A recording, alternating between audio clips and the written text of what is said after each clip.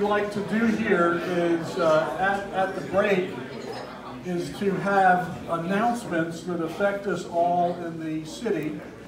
So things like toxic sewer spills, impending hurricanes, ice storms, we feel socially obliged to make those announcements. So I am about to make a socially responsible announcement. Y'all pay attention, please. This is Elvis Week in historic downtown Brunswick. We are one of only 7 Elvi festivals worldwide.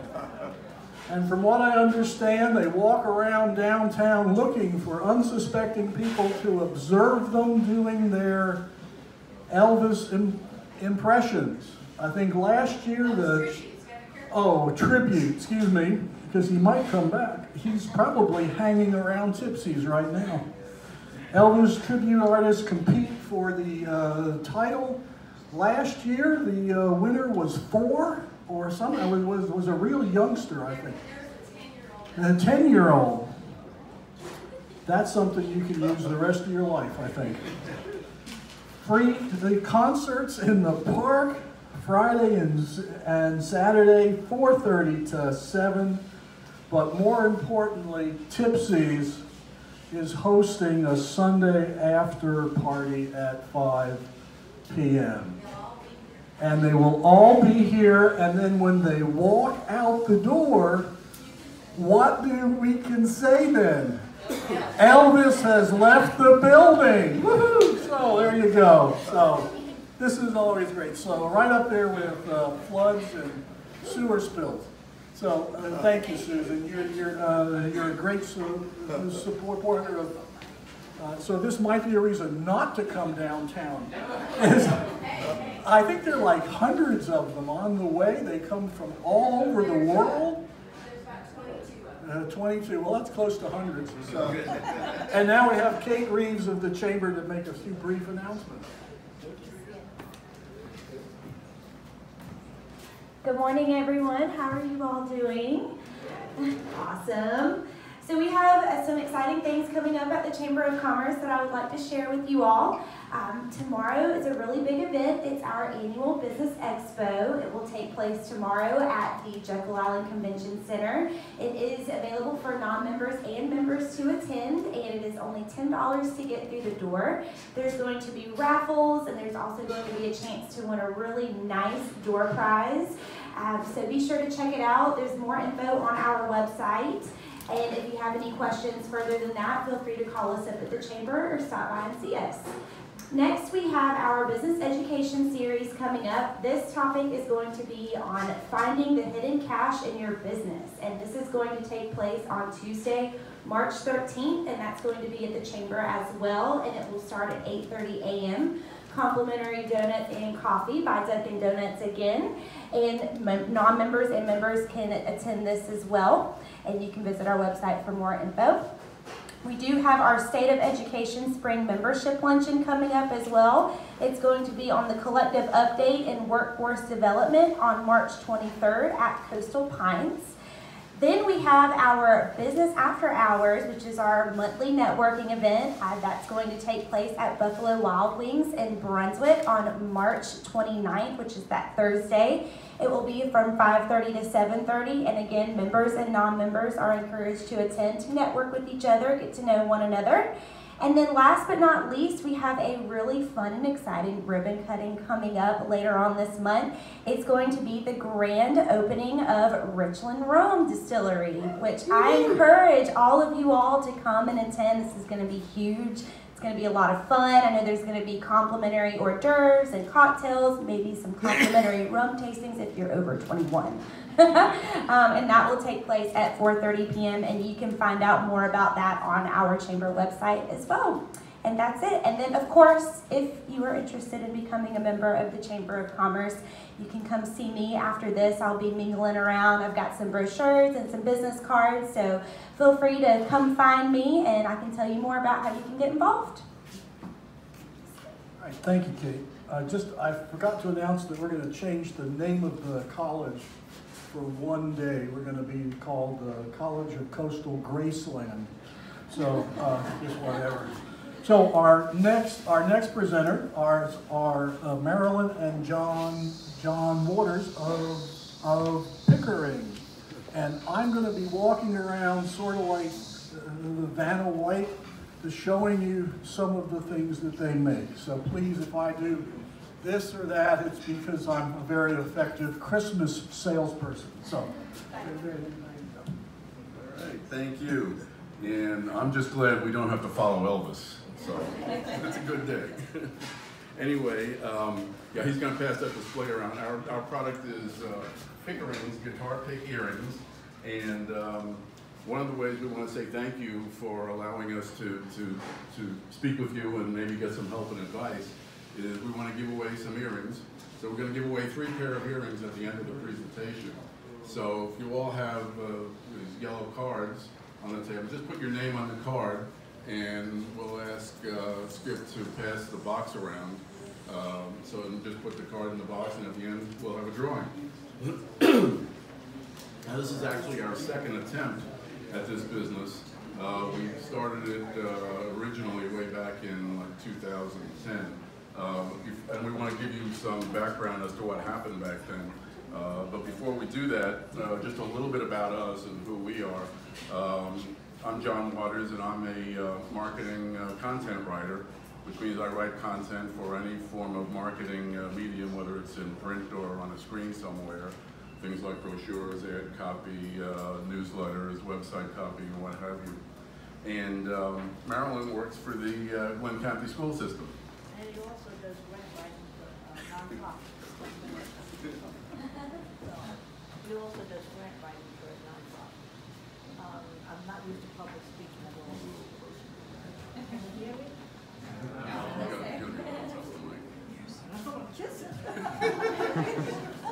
I'm a teaching assistant pre-K. I'm a teaching assistant for pre-K children with special needs. I started working with special needs children 27 years ago in Greenville, South Carolina. And I really, really love what I'm doing. The children are absolutely fabulous. But John and I always wanted to do something together. And we didn't know what it was because he's in marketing and I'm in children. We couldn't really come up with anything. And then we were talking to my niece, and my niece said that she was doing this project for a fundraiser for her daughter's softball team. And she was actually making guitar-pick earrings and selling them and making a profit, doing well for her softball team. And they did it just going around neighborhood and local events, and they did well with it.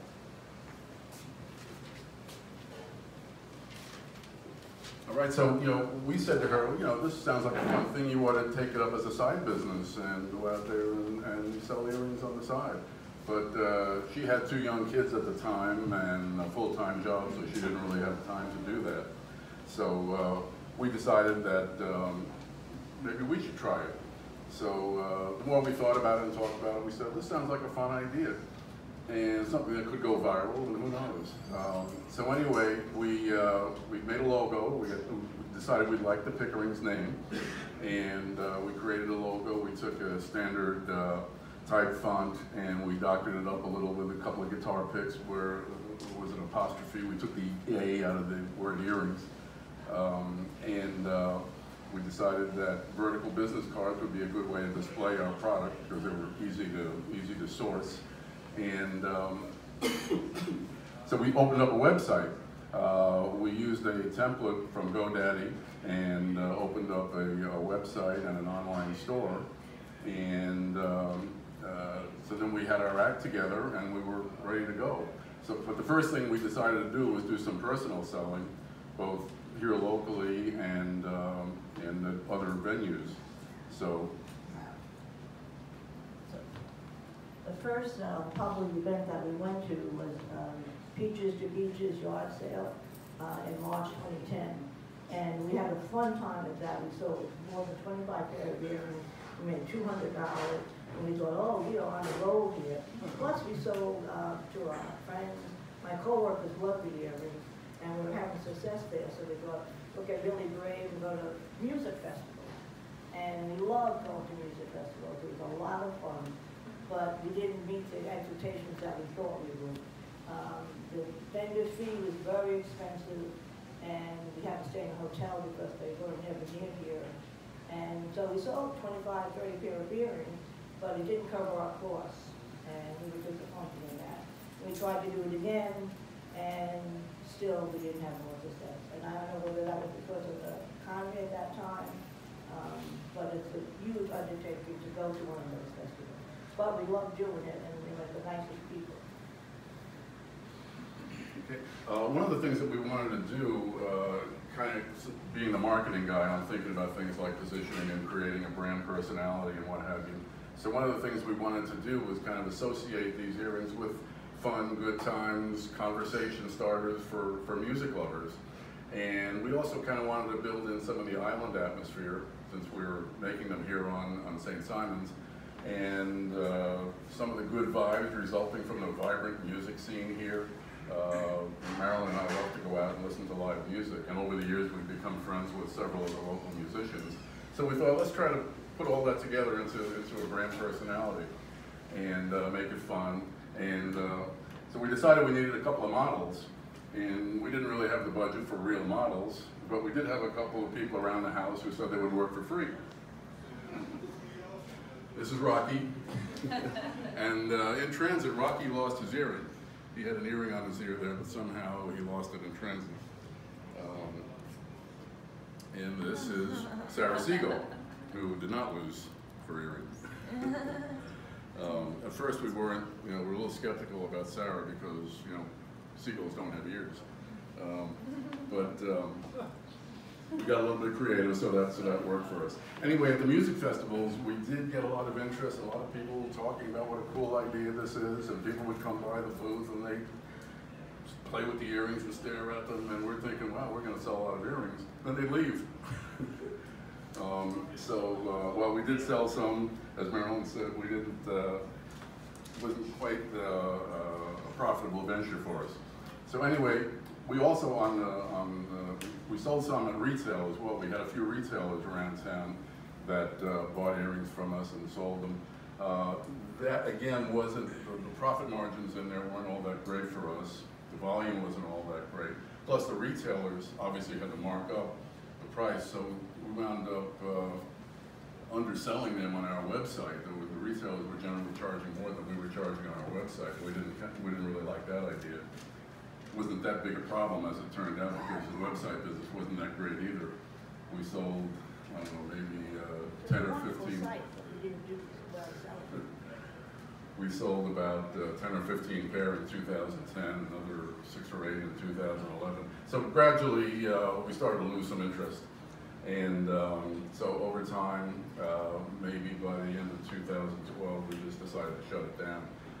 We shut down the website, and we just sold locally to people who kind of remembered us and wanted to know what happened to the earrings.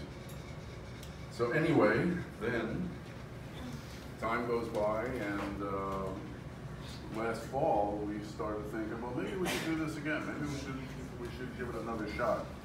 And part of the reason for that was we always felt that the economy didn't really help back in 2010. We were just a couple of years past the great panic, financial panic, and we're still in the throes of the Great Recession. So people weren't spending as much money, people were being more careful. Plus back then, there was some reticence to buying online. People still weren't used to it, and they were concerned about safety and what have you. Today, obviously, that's not an issue anymore. Everybody buys everything online. So we thought, well, let's start it up again. And we said this time, though, we'd like to have it as an online business. So we restarted a website. We went through Wix this time, and we used one of their templates, and we've got the website up and running, photographs of the earrings on the website. But what we're thinking now, we need to drive business, obviously, to the website, primarily using social media. And I'm glad we already got a couple of ideas from the previous presenter. But what we feel we need to do is have a good social media strategy. We understand it's going to take a lot of time and effort, and we're planning on putting all the effort into it that's necessary to build a following and drive traffic. But there's so many options out there, like we were talking about earlier. We don't want to spend a whole lot of time doing the wrong thing for the wrong medium. So we've looked at Facebook. We have posted to Facebook. We've looked at Instagram, Picke'rrings, and so the help we're asking for, I guess, is in the social media area. What ideas might you have for us that we can do in social media to help drive traffic to the website? You know, one of the great things about being at the Tipsy's is we're all going to smell like bacon when we leave. It just smells great in here. Bacon and beer.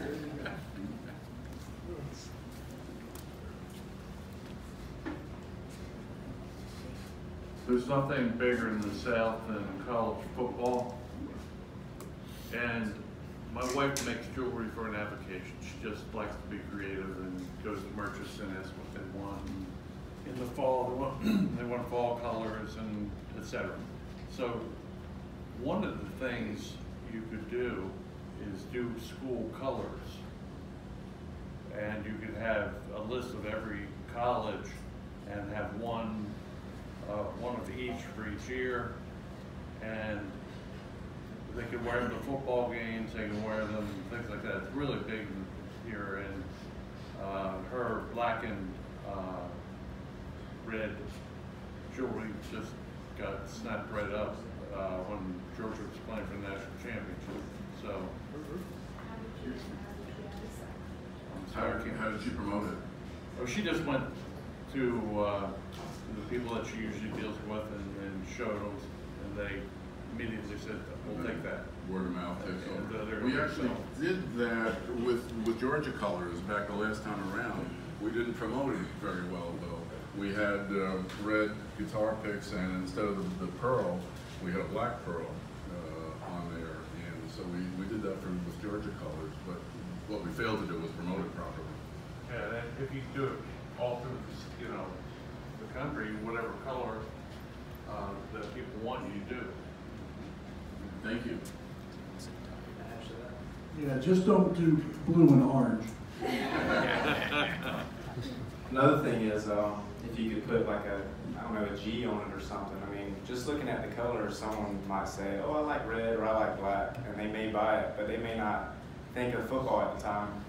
So putting a G on it, or any team, just putting their logo on it, maybe people might buy it. So Yeah, I think, and I don't know a whole lot about it, but I think in order to use the logo, you've got to have permission and pay for it as well.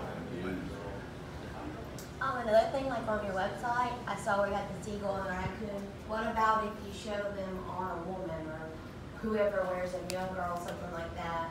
And then when you're using Facebook, especially since it's such a unique name, maybe encourage people when they buy them, like share on Facebook, use this hashtag. That way people can click that hashtag on Facebook and it shows them everyone that's ever posted a picture with your earrings. So that's a good way, and that can translate to Facebook, Instagram, Twitter, all that. That's great, thank you. Somebody mentioned before about offering a free product for sharing. Is that the... Yeah, well, like they said up there, like even around time for Georgia, Florida, you can like our Facebook, tag your football buddy to win a free pair of Georgia earrings, something like that. Okay. Yeah, that's great. So I was going to say, with us being from the South, a guitar pick to me would resemble like country music. So if you guys go to like one of these mega country music festivals, they will eat your product up. Really? Because people our age, like between high school and 27, they want to go to music festivals. They're out there, they have the money to spend now, like you said, the recession was over. You just got to get back out there. That's it. Just try the country music festival, and if it doesn't work, scrap it, but it might. There's one at Jekyll, isn't there? Yes. That would be easy So for us just to go to. mass produce and try to make as much money as you can. Thank you. Yeah, I would like to talk more with y'all about the social media afterwards, but I also wanted to mention Etsy. Have you ever tried setting up on there? Because that is a good format for online for online sales for handmade items and things like that. So it's a really good area to sell as well. We've thought about Etsy. We may yet do that. We haven't in the past.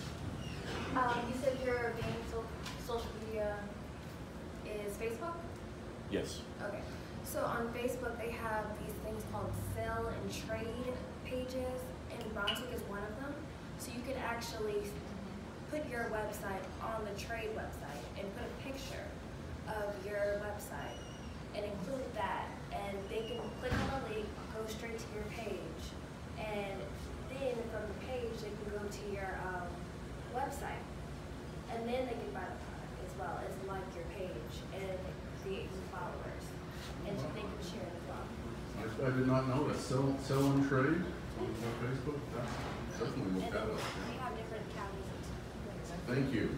Have you sold wholesale to like beach gift shops and local, because it's such a tourist town on Jekyll and St. Simon's that some of these beach stores, you know, I saw that you had a dolphin. I think it's a dolphin or not. Yes. You know, so I mean, just using that, I mean, that's kind of a target market for beach, and so you could target it towards tourists and sell it wholesale in bulk, and then let them sell it. Just if you're just to get your product out there and in the loop. This is just for my class that is in here. John is a stranger. Y'all will know what that means. In the music area. Yes, we got it. Have you thought about approaching individual or local bands and asking them if, I mean, is it possible to print their logo on your Picke'rrings, and then you could sell to the bands so that they could sell at theirs? Then you don't have the travel cost or anything like that, and it's by order, so you're not having to produce a lot and hope it sells. You can produce per order if it's possible to print their logo on there. There's can I chime in on that one? There are plenty of bands locally that have they mass produce their own picks, and they have their own stuff already on it. They leave it on our stage pretty regularly. So there's some local attachment to that. There are bands that have their own logo on stuff that they may donate stuff to you guys. I don't know where you get your picks, but that could be a local connection. Yeah, we actually get our picks from a lady in Canada who does that kind of work for bands. We've thought of that too, talking to some of the local bands about using their picks and turning them into earrings, which they could then sell. There's also there's also like liquor manufacturers, beer companies, and all that, and that's one of their very inexpensive giveaways, are guitar picks, and so that's already branded. It's already got the stuff on it. Thank you. That's great, thank you. Thank you very much.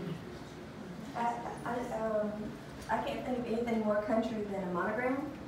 So if you could, you know, on your website offer custom monograms, or if you could like stack 3 together, or you know, make a necklace where you could do 3 monogram letters, you know, and then a single monogram letter on the ear or something like that. I know I have a monogram ring, and you know, things like that. It's real big. If you can put a monogram in on it, that might help sell some of them. Is there a monogram source here that you know of that can do that on guitar picks? Would you have to engrave it, or would you have to put a thing on it?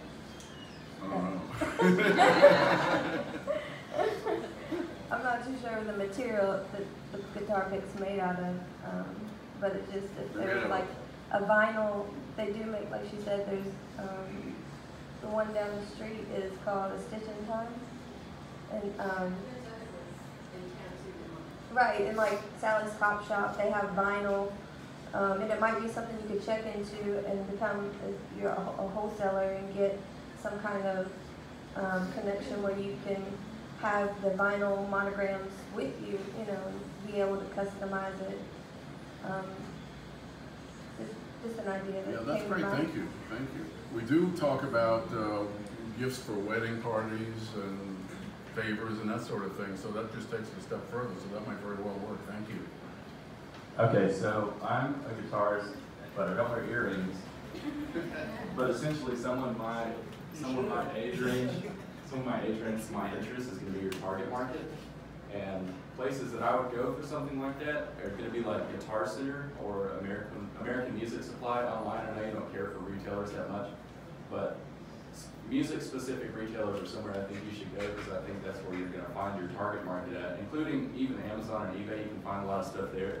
But then, of course, the local stores. I don't know if you got involved with St. Simon's Music or Portman's Music Store. Those are going to be two really good places to sell them fairly cheap and probably get a lot sold. We did. We didn't talk to any of the stores here, but we did. It was a music store down St. Mary's, and Jerry Lee's Music Emporium. I think he's still there. And he was funny when we first brought it to him. He said, "Yeah, you know, this is great. I can. When a guy comes in here and buys a $1,000 guitar, then he can also buy a $10 pair of earrings for his girlfriend or his wife." Other questions or observations or comments?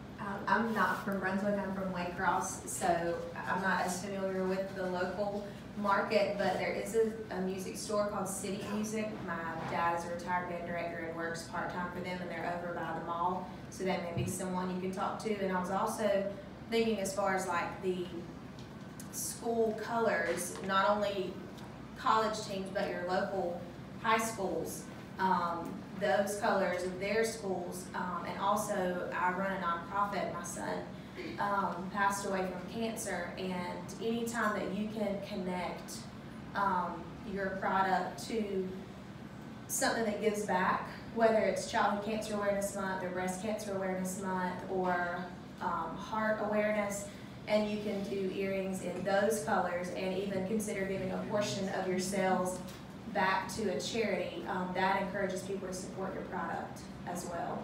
And if you would mention the name of your company, because you're going to be here next month, please. Well, we have two parts of our company. Campground Clothing is our retail business, and Campground Ministries is our nonprofit. Thank you. Thank you. Another question or observation? Well, thank you all. We really appreciate it. And Marilyn, when you get the swag, John, if you come by later, there'll be swag for you too. Okay. Okay, and again, if you, I left the box somewhere. If you want to, there's the box. If you want to put your name on that yellow card, we will draw a card in just a matter of minutes for a free pair of earrings. I know Bill wants to have a pair. I think, is there anyone else who would like to put their name in here for Kate, would you get up? You look like you're trust. If you want to just pick one and then holler out. There you go. This is done by a chamber person, so it's got to be real. Robert Morrissey. Robert Morrissey. They are going to look good on you. I'm telling you, this is good. All right, so I thank you all. Please put on your calendar for certain our event the first Wednesday in May, which I think is May 4th or 3rd or 2nd, one of those three, is going to be our 2nd year anniversary. And this is for all those people who said, gosh, you're not going to go past 5 months. So we're now on our 2nd. We will be starting our 3rd year. We hope to have a special event at that time, food. So please put that down so we can celebrate. Yes, ma'am. Date clarification? It's the first Wednesday of May. May 2nd. Okay, good. Thank you. Same time, same place at the wonderful Tipsy McSway. We're still meeting in April. We still are going to meet next month. We'll hear from the campground from Waycross, which is really cool. We're starting to reach out that far, and hopefully we can get down to Kingsland, St. Mary's, and St. Mary's, and Jessup, all around. So thank you all. We'll see you next month. All right.